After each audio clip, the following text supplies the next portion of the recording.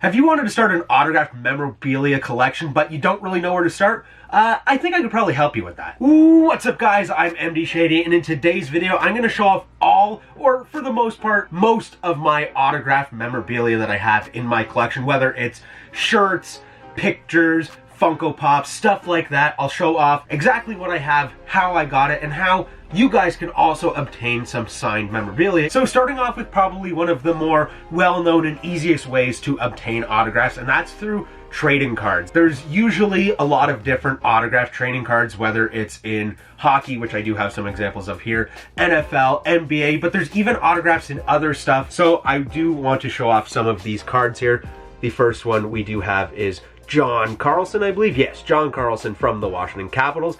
And this is, I guess I should also mention that that is an on-card auto, which basically means that he held this card and autographed it. And then there is Tom Wilson, of course, from the Washington Capitals again.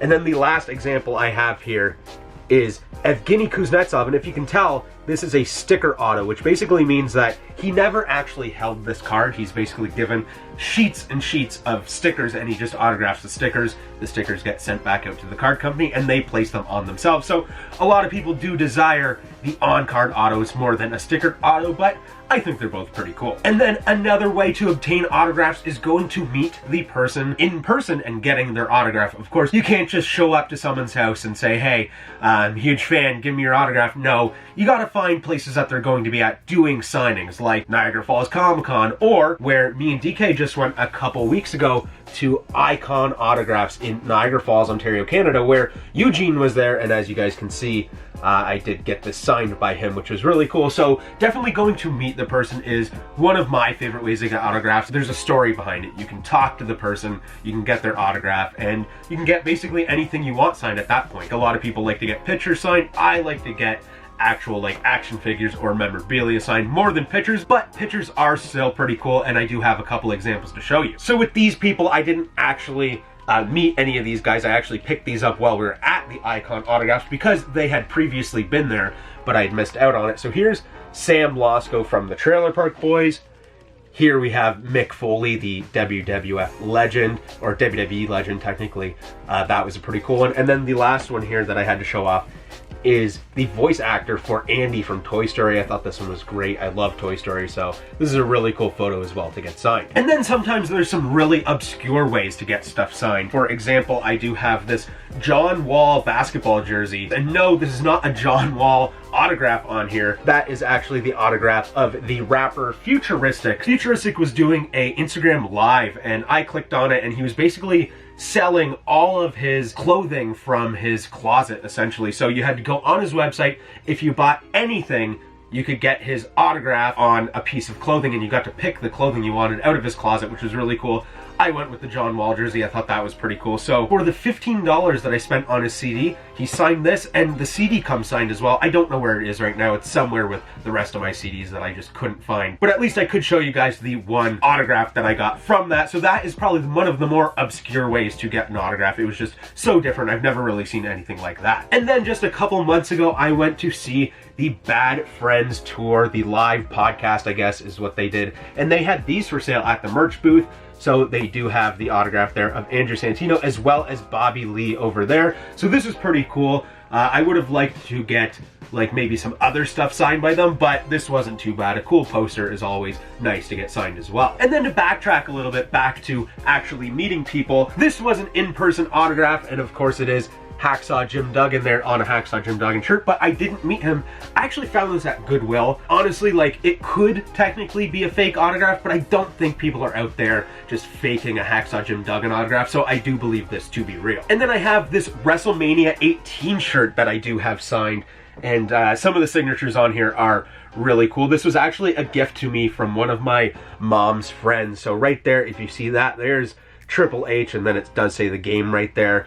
And then down here, you do have the autograph of Scott Hall. And then on the other side there is Kevin Nash, if that wants to pick up properly in the lighting. Yeah, so there's Kevin Nash's autograph as well. So this is really cool. I definitely really want to get this top corner signed by Shawn Michaels at some point, because you could basically like finish off the 4 members of the Clique there. I think that that would be really dang cool. And then again, with meeting people at Fan Expo Toronto, all three of the Trailer Park Boys were there, so I did pick up this Sunnyvale Ricky jersey, and then on the numbers you can see all three autographs from the Trailer Park Boys. This is one of my favorite pieces in my collection for the autographs.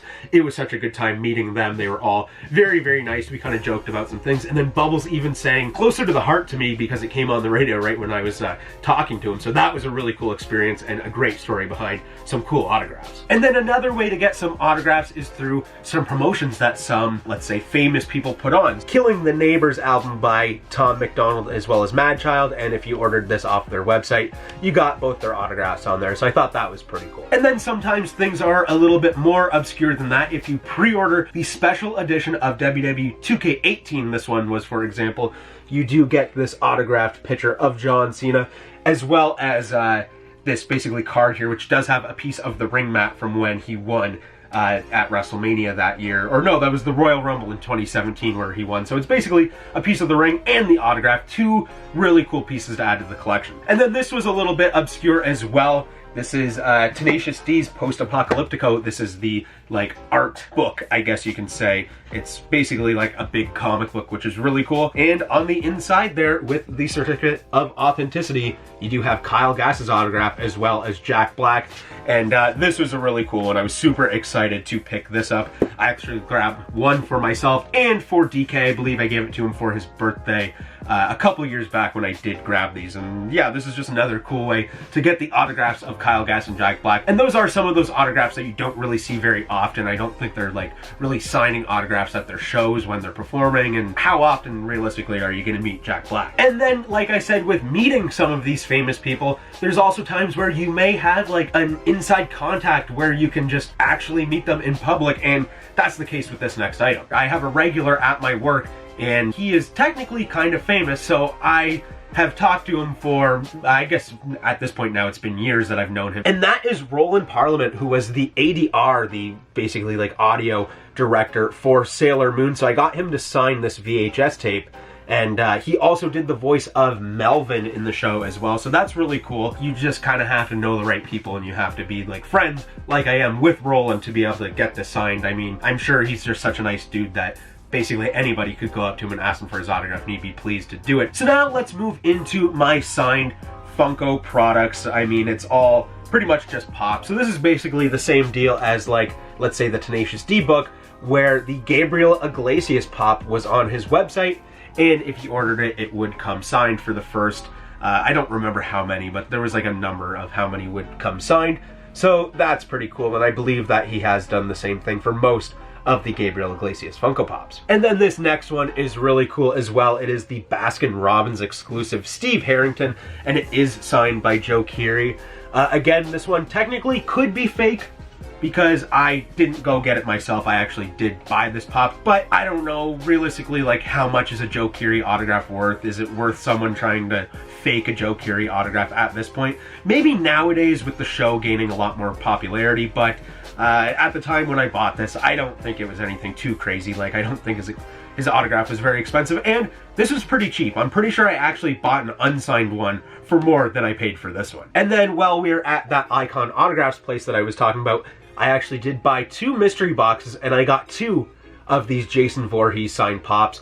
It kind of sucks that I did get 2 of them. I would have liked 2 separate pops, but at the same time, it's another autograph for the collection, and then I can decide to do whatever I want with the other one. If I want to sell it, if I want to do a giveaway with it, if I want to give it to a friend, let's say, that I know is a big like horror or Jason Voorhees fan, I'll probably do something like that. But it's really cool to have another autograph pop in the collection. And then we have a signed April O'Neil Funko Pop. She was actually at one of the toy shows that me and DK had a booth at, and I knew I had to get her autograph. It wasn't that much either. I think it was like 50 bucks, which I think is absolutely fine. She was so nice. It was great to meet her. And yeah, another one for the collection, which is really cool, especially when it is a lineup like TMNT, which is one of my favorite sets to collect. And then the next autograph pop that I wanted to show off is this Target exclusive Al Bundy. And no, it's not signed by him. It's a familiar face at the top there, if you guys can make that out. That's Tristan's autograph from over at Top Pops. This is one of the first times that we actually talked to him, I guess, and really hung out with him. It was at Niagara Falls Comic-Con a few years back now at this point, and I figured I bought this pop off of him in one of his mystery bag, basically, games that he has over at his booth when he does go to Niagara Falls Comic-Con. So I figured why not get him to sign it. I thought that was pretty cool. But of course, I also do have the Top Pops U2's figure, and I didn't get the actual figure signed. I got the sleeve signed, and I believe when he signed this for me, he said that mostly people get the figure signed, and I said, I'd rather get the sleeve signed. So he said that that was the first one that he signed like that on the sleeve, which is pretty cool. Yeah, Tristan's a great dude. We hang out with him every once in a while, so it's awesome to get his autograph in the collection a couple of times. And now the final Funko Pop with an autograph in my collection. It's actually the first ever Funko Pop that I've ever owned, and maybe the first signed pop. I'm not sure if I got the Gabriel Iglesias first. I don't really remember, but the first pop into my collection is the Zach Morris from Saved by the Bell, and this is my favorite pop in my collection. It's my first pop. It started the whole addiction of Funko Pops that we do have over here at MDK Collects.